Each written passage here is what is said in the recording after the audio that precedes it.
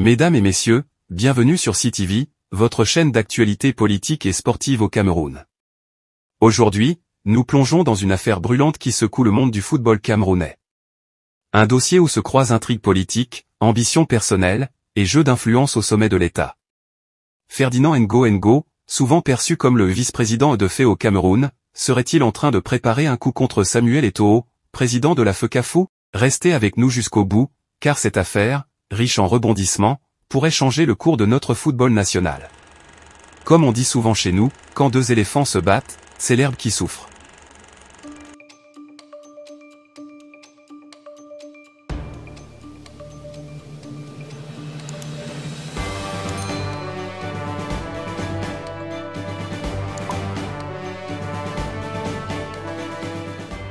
Tout commence le 24 janvier 2025, lorsque le comité de gouvernance de la CAF rejette la candidature de Samuel Eto'o pour le comité exécutif.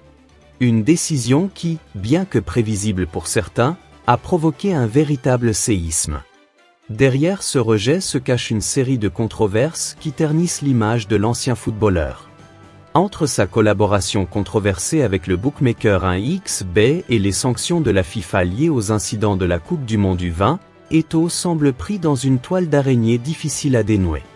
Mais là où l'histoire devient encore plus intéressante, c'est l'implication présumée du secrétariat général de la présidence, dirigé par Ferdinand Ngo. Selon des informations exclusives, Ngo s'intéresse de près à cette affaire. Un détail qui n'a rien d'innocent. Les observateurs avertis y voient une tentative de fragiliser la position d'Eto'o, déjà affaiblie par les scandales récents.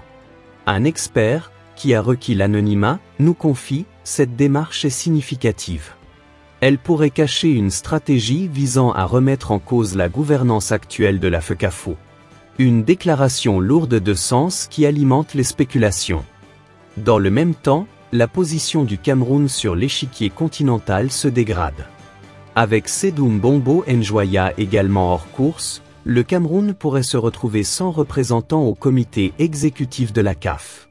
Une première depuis des décennies, et un véritable camouflet pour notre nation.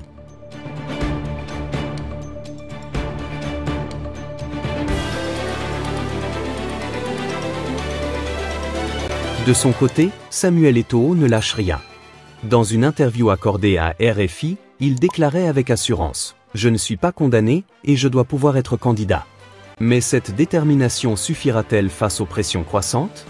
Entre tensions internes et critiques externes, le président de la FECAFOOT semble jouer une partie d'échecs où chaque coup pourrait être fatal. Pendant ce temps, les regards se tournent vers Ferdinand Ngo. Certains le voient comme un homme calculateur, prêt à exploiter cette crise pour renforcer son influence.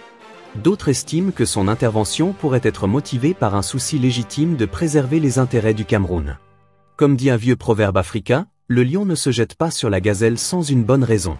Cependant, le vrai danger réside dans les répercussions sur le football camerounais. Une fédération déjà fragilisée par des luttes intestines et un manque de leadership clair pourrait sombrer encore plus profondément dans le chaos. Et vous, chers spectateurs, qu'en pensez-vous? Cette crise est-elle le fruit de rivalités personnelles ou d'un véritable souci pour l'avenir de notre football?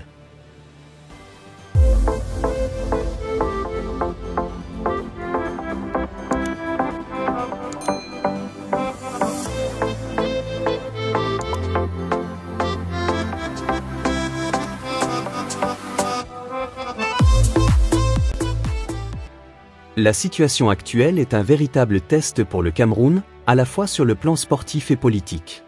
Les semaines à venir seront décisives. Samuel Eto'o parviendra-t-il à redresser la barre? Ou assisterons-nous à un bouleversement majeur orchestré depuis les hautes sphères du pouvoir? Une chose est sûre, cette affaire ne laissera personne indifférent. N'oubliez pas de vous abonner à CTV pour rester informé des développements les plus importants. Ici, nous vous promettons une analyse claire, neutre et approfondie de toutes les grandes actualités. Quand le tam-tam parle, c'est pour que tout le village écoute. Alors, faites passer le message et rejoignez notre communauté. Le débat est ouvert, partagez vos avis en commentaire.